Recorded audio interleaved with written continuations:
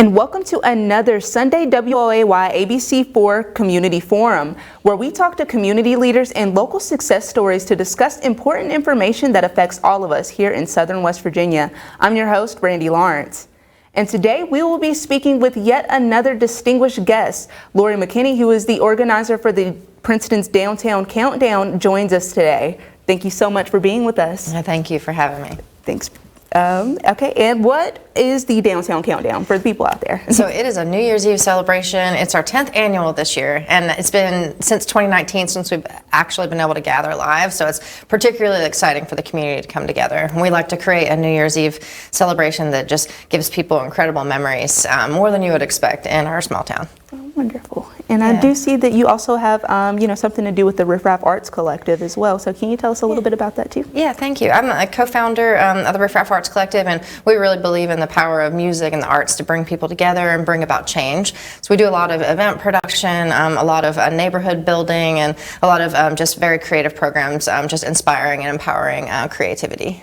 Wonderful. Yeah. And is that open to all ages, or is it certain age groups? Yeah, we do programs for all ages. There's a music school right next to us that my sister created, and so there's just a really great kids scene of creative people, and then we have a lot of adults that take music lessons there too, and also that are just a part of everything that we do. Yeah. That's wonderful. And also the Princeton Renaissance Project, does that feed into that as well? Or? Yeah, thanks for asking. So back in 2013, we started this work in 2004. We founded a festival called Culture Fest, World Music and Arts Festival, and that's what began all the work for us. And we were really just wanting to make transformative change, and we were reaching out, going to conferences, and trying to find out how to go about building our community in the ways that we were envisioning. And the West Virginia Community Development Hub, which is based in Clarksburg and Charleston, they had a number of programs that communities could participate in. So we teamed up with a bunch of local partners. One organization called Community Connections, a local nonprofit, was a real key partner, and then the city of Princeton, and brought a team together and went into the Hub's Blueprint Communities program, and they wanted us to name our team, and the name we gave ourselves was Princeton Renaissance Project. And that team was just an excellent group of people, and the stars just kind of aligned for everything to really move forward for all of us. And in 2013, that's when we created a multifaceted downtown development plan called Princeton Renaissance Project, and that's when the ball really started to move forward. Right. And about the Downtown Countdown, what type of things will be happening at the event? Yeah, so it's a 4-hour event. It's interesting. It's a festival I told you about. Culture Fest is a 4-day event, and the amount of planning and detail that goes into that 4-day event actually goes into this 4-hour event on New Year's Eve. We like to just create something for everyone, so it's a party for the whole family. So grown-ups are going to have a great time, and little kids and teenagers and everyone in between should have something to do with Downtown Countdown. So there's 6 stages of music and comedy performances. So there's bands in these cozy, warm indoor venues. Each one has a very different environment. And stand-up comedy. Then we've got ice sculptors and fire dancers and circus performers roaming throughout the site. There's a mobile gaming theater for like PlayStation and Xbox, so the kids can go in and play games together. We're also going to have a disco arcade this year, so it'll all be on free play, and you can go into kind of what might remind you of, I used to love going to Aladdin's Castle in Mercer Mall. It's just the arcade, and it's trying to create an arcade environment so people of all ages can enjoy that. And then we have horse and carriage rides going on. So it's just like a whole array of activity, and it all leads into the ball drop and the fireworks at midnight.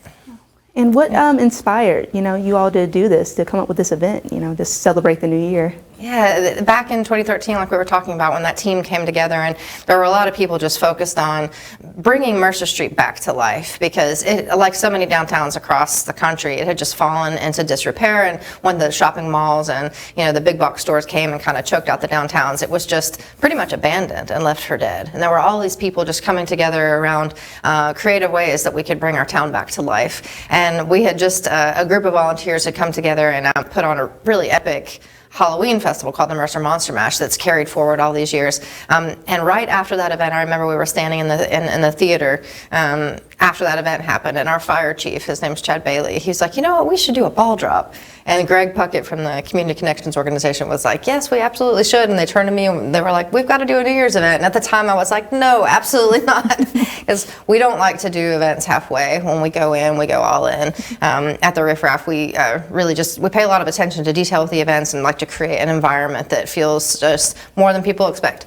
And so it only took a little bit of arm twisting. And then my partner Robert and I, we decided, all right, let's dive in on this New Year's event. And there were so many wonderful people and all these new businesses downtown. So each one of the businesses plays a part in the event. So it was pretty exciting that very first year. One of the artists had a vision for a ball. So we've got the Dick Copeland Town Square, which is kind of like Times Square, and it makes you think of like Dick Clark and New Year's Rockin' Eve, and we thought, let's just create like the Town Square ball drop. And so one of the artists at the time, this was all the way back in 2013, and so there was a lot of excitement in the air, and this artist designed a ball with CDs. And you know when the light hits CDs and the way that it's so brilliant and the spectrum of color, and so she created a sphere and chicken wire. We didn't have a lot to work with, and so she was just like very resourceful. She took chicken wire and cardboard and got a bunch of volunteers, and she really loved sequins. You know how sequins are sewn onto a shirt? She created with fishing line and CDs and this ball, and she sewed CDs basically on this ball. So it's a sphere and it just reflects light, and it kind of looks like a spaceship almost, just hovering up in the air. And then the firemen, the Princeton Fire Department, was so gracious to just jump on board, and they basically hoist that ball up on a crane, and it hovers over the crowd for the event leading into the big ball drop, and then they lower the ball. And so it's just it's exciting and creative, and just back. I remember when I was a kid, or back before all of this development happened, pretty much the tradition on New Year's Eve was to watch television and watch other people having fun. But now people can feel excited to be alive in Princeton, West Virginia. Oh, yeah, definitely. And it's a way for the community to get involved. And is it all, local acts and things like that involved, or is it, people from all over? Or? Yeah, there's a lot of local acts and regional. I was like driving to Summersville today, and I was thinking about the Wild Rumpus, who's from the Fayetteville area. So this is their stomping ground. So we've got good relationships with artists all around the region. We've got a lot of local bands. There's one called Mama and the Ruckus. My sister, who founded Stages Music School, she lives in Asheville now, but it's exciting for her to come home, and she's going to be rocking in the music school that she founded. And a lot of singer-songwriters and just acts from the area, but some traveling in from out of the area. The fire performers and the circus performers, they're coming from North Carolina, and then the ice sculptor is coming from up in Ohio. So I guess it's more like a regional convergence. Yeah, kind of like an Appalachian thing. Yeah, yeah. And you mentioned volunteers. What type of help do you all need, and how can people get involved? We would love to have anyone that's interested in getting involved. It's kind of fun to be a part of the team. I think some people just want to come and experience the event, but other people like to be sort of on the inside. And anyone is welcome to join our team if they like. And things like handing out party hats and watching over the venues to make sure everything stays nice and everything stays secure. We've got a lot. The Princeton Police Department and we have extra security guards and stuff. So everything is already, sort of really calm and in place, but extra volunteers to keep their eyes on things are always really welcome. And I don't really know other tasks that volunteers could do, but we'll find something for them. Definitely. I'm sure there's a lot to do there. So this is the 10th annual Downtown Countdown. So how has the COVID-19 affected you all and your, the event? Yeah, it was a really kind of poignant in the midst of all of that. We had been gearing up to do live broadcasts from each one of our live events, and so we've been kind of building our digital infrastructure. So it was interesting in that moment. We were uniquely positioned to pivot into virtual broadcasts, and so we decided for each one of our annual events that we would make a virtual event that lasted the same. It was on the same day the normal event would have been, and for the same span of time. So we went a little bit over the top with the virtual broadcast, but for the Downtown Countdown, we interviewed people all around the community and just kind of shine the spotlight on folks that normally would have been involved, like the firemen. We went and we talked with them, and they actually did in 2020, I think they decided to just do the ball drop with no one around, just to kind of mark the tradition. And so we videoed that and put that on the broadcast, and we were able to pay artists during that time, which we really appreciated, being able to get artists to do performances and actually still pay them through COVID. So that felt really good. But the broadcasts were pretty special. It was just a way to kind of keep some of the community connected and keep something that anyone in the community could watch and feel connected to the community and connected to the event and kind of mark the tradition. So we were pleased to be able to keep the tradition alive, and now coming back together for the live event feels pretty cool. Definitely. Yeah. And what type of turnout do you all usually see at these? I was looking at the videos from 2019, and it was an incredible sea of people. There were thousands of people on the street. It was just like a sea of people around the ball drop. And even the very first year, people really turned out. So I think that the cozy indoor venues, I really like to let people, people know that even though the ball drop and the fireworks happen outside, the majority of the event takes place indoors. And a lot of the outdoor events, like the ice sculptors and the fire dancers, you can kind of like go from venue to venue and appreciate the outdoor activities, but pretty much stay inside the whole time if you want.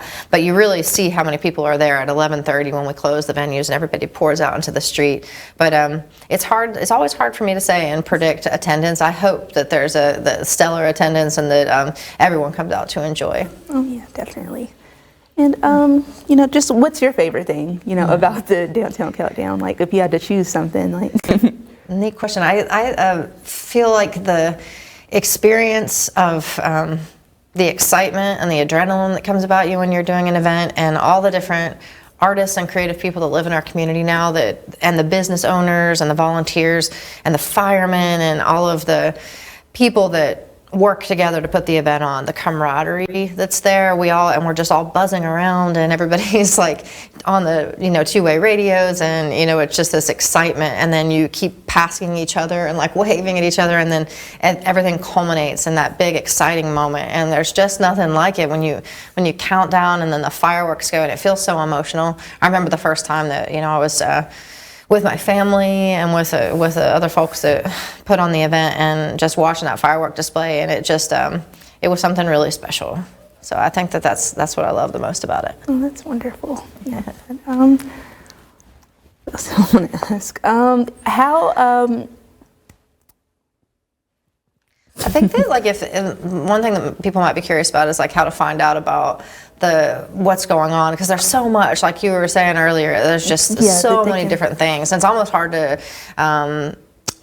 remember to mention everything, but there's so many different things going on, and people can go to downtowncountdown.org, and there's like an information page, there's an activities page, and there's a performers page. So if you want to find out about the artists, you can go read about them and their bio and click over to their link and listen to their music and really kind of dig in. Oh, food is one thing that everybody always wants to know about food, and we've got a really neat business boom happening downtown. So there's like a new restaurant called Jimmy's Restaurant, and it was an iconic diner that was there way back in the day. I think it started in the 30s, and it's just, the decades people remember it from all the bygone days. And a great chef named Kevin Hall and his wife Jamie brought back Jimmy's Restaurant. And so it's just this wonderful diner environment. And they're going to be staying open until 1 or 2 a.m. after the ball drops. So you can have like your first meal there. And then the Sophisticated Hound Brewing Company, a great brewery and great food. And then there's a place called Kylie Cakes Dessert Bar and Cafe.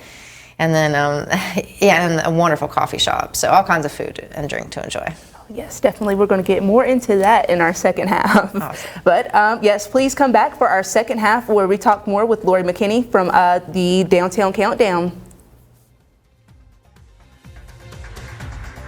Back to Community Forum. We're here with Lori McKinney. She's the organizer for Princeton's Downtown Countdown. Thank you again for joining us. Thanks so much. Before we went to break, we were talking about the food vendors that will be available. So if you can give us a little more information about that. Yeah, I know everybody wants to know about the food. We have a really great business community right now. It's our little neighborhood. It's called the Mercer Street Grassroots District. And so the whole event takes place in and around Dick Copeland Town Square, which has been there. Wonderful people built that stage and that area, that park area, back in the 90s, and this is a really great community gathering place. And so the ball drop and the fireworks happen right there in Town Square, and then all of the events take place in the blocks surrounding it. And we're lucky to have like 4 really unique food and beverage establishments there. We've got the Wild Roots Coffee House, which is just under new management and under new ownership actually. And the young lady who opened that place, she's really focused on really unique food items, a lot of house-made. There's like house-made crackers and house-made hummus and wonderful pastries and delicious delicious baked items, and then really great coffee and teas and smoothies and all kinds of warm and cold beverages to choose from.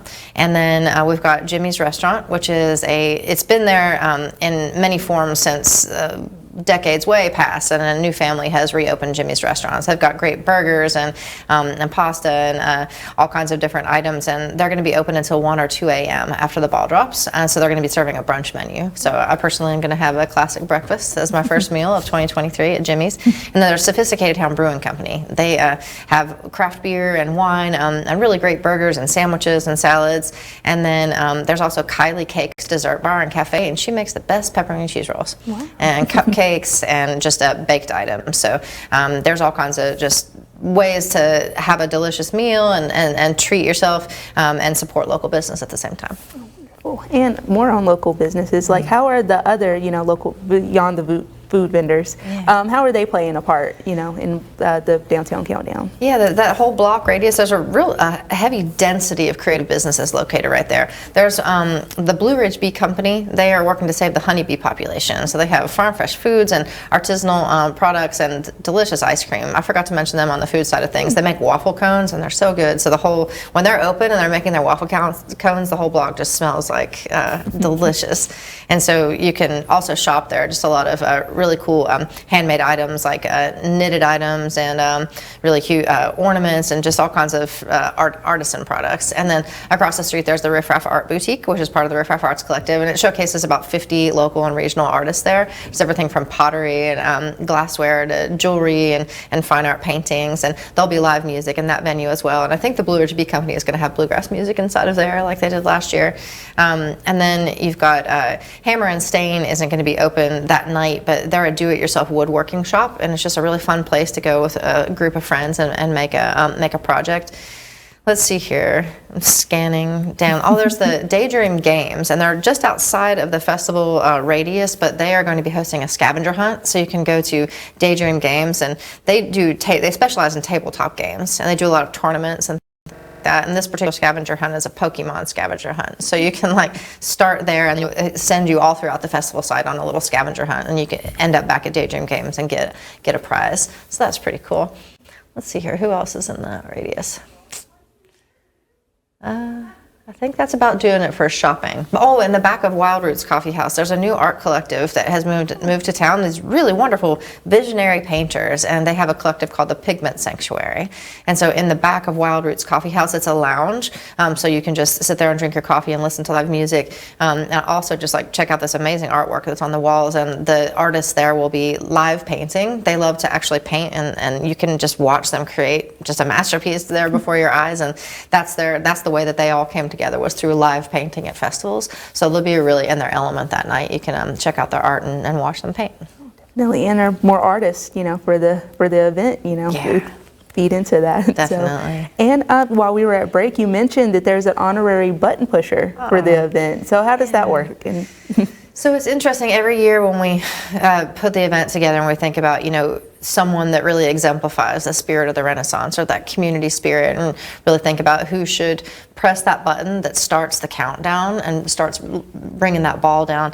Last year, it was a young man named Brady Walker, and he is just a deep humanitarian heart, and he's always trying to find ways to help people, and he started a program called Seeds of Love, and he sends seeds all to so many different places to help people empower themselves to grow food, which we thought is just such a beautiful thing. And so we loved having him. So that was in 2019, and this year the honorary button pusher is Ty Smith, and he is the code enforcement director for the city of Princeton. And the reason that we asked him to press that button is just his service to the community just goes far above and beyond the call of duty. He is just always there. If a business it needs to open and is having challenges, he's just been there for so many different people in so many different ways. And he has a vision for the future, and working with the city of Princeton has been great. And everyone on staff at the city of Princeton, from the council to the management and staff, have been great to work with. And so we all feel like we're in a great partnership with a lot of people from the city. But Ty, there's just something extra about him, and he just can see the big picture of where we're headed and understand the importance of community and you just kind of join in hand with people and working to make a future together. So that's why we want Ty to press that button to bring us into this new year. Wonderful. Yeah, and that's a way to, honor, people doing great things in the community. Definitely. So, do you all decide unanimously, like, on who you're going to nominate? Or Yeah, there's not really a super formal process. It's Mm-hmm. just kind of like a team of us. Or like, honestly, Ty, when the subject first came up, Ty just sort of jumped straight up, and one person that mentioned it was just like, absolutely, there was no question. It was like, that's definitely who should push the button.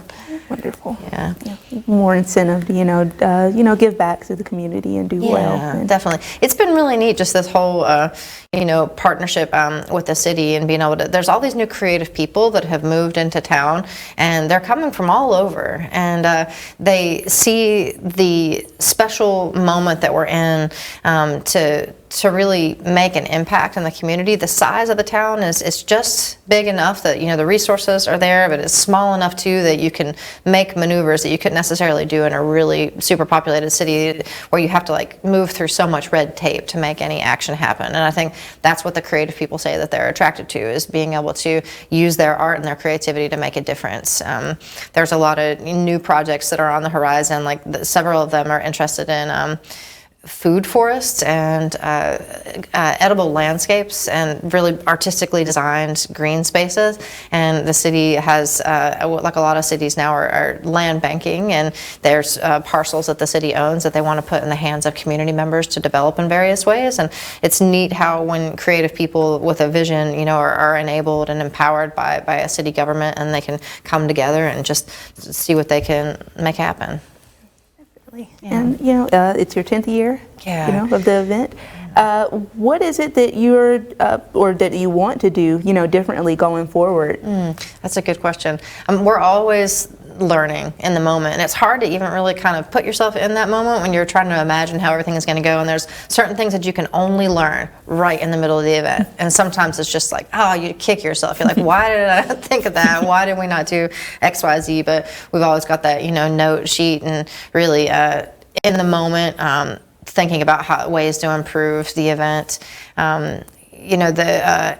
Outside, we're always at the mercy of Mother Nature, so I wish that I could make a deal with the weatherman and be like, please, I'm really grateful that the temperature is going to pop back up next week, because, if it were happening this week, we probably would have had to cancel it. Yeah. So I'm just thanking the lucky stars that, the weather landed in that way for this event. Yeah. And do you have anything else, going on in the new year? Anything?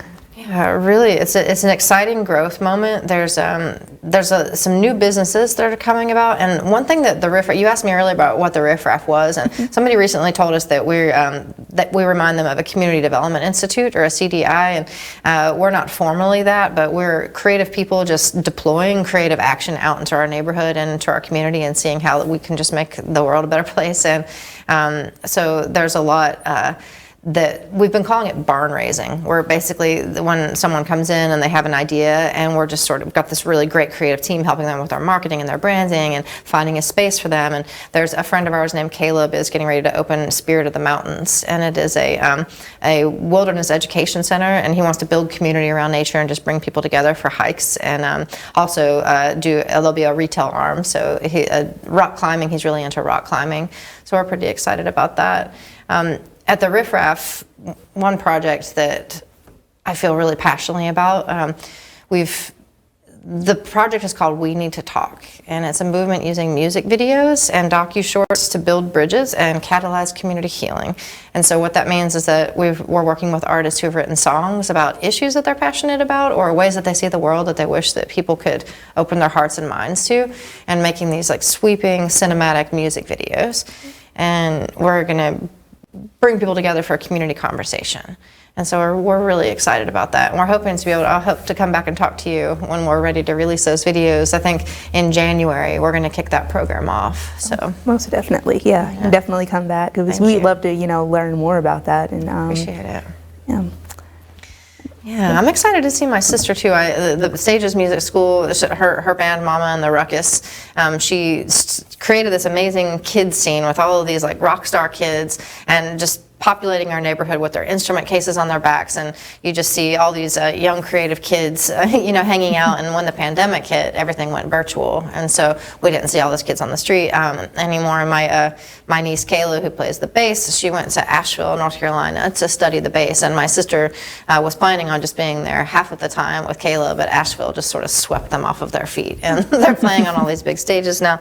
But on New Year's Eve, her band Mama and the Ruckus is going to be coming back to play stages, so I'm really excited about that, having all our friends sort of gather back together again. Oh, that's amazing. Yeah. For people that want to get involved, could you look into this camera here and kind of tell them where they can contact you, and website wise or online, where can they find you? Absolutely, thank you. Yeah, anything that you want to know about the Downtown Countdown, you can find out at downtowncountdown.org. You can find out how to contact us there. You can find information, activities, the performance lineup, all of the above. And like you said, if you feel like volunteering and joining our team, you're welcome to reach out, and we'd love to have you. Oh, wonderful, wonderful. Yes. And, you talked about the young people that are involved in, the Riff Raff collectives and the Renaissance Project. How do they play a part, into the event in the Downtown Countdown? Are they playing any music? Are they involved in the artistry? And it's so interesting. Before, when Stages was here and that scene was all alive, the kids were constantly performing at all the events. And they still come to open mic, and they perform here and there, and they're all like kind of rock stars now. Actually, now that you mention it, Darian Mills, one of the singer-songwriters that's playing in the back of Wild Roots Coffee House, she was a kid that, grew up through Stages Music School. And then also Jacob Brooks, who is playing wailing on the electric guitar, Auld Lang Syne. Amazing music, and he grew up through Stages Music School too. So we're seeing these kids sort of like grow up and become, an adult part of the community. Wonderful. It's a generational thing. Well, thank you so much again for being with us today. And that's all the time that we have today for our community forum. Come join us next week, where we talk to another community leader about things impacting Southern West Virginia. And thank you so much. Have a great day.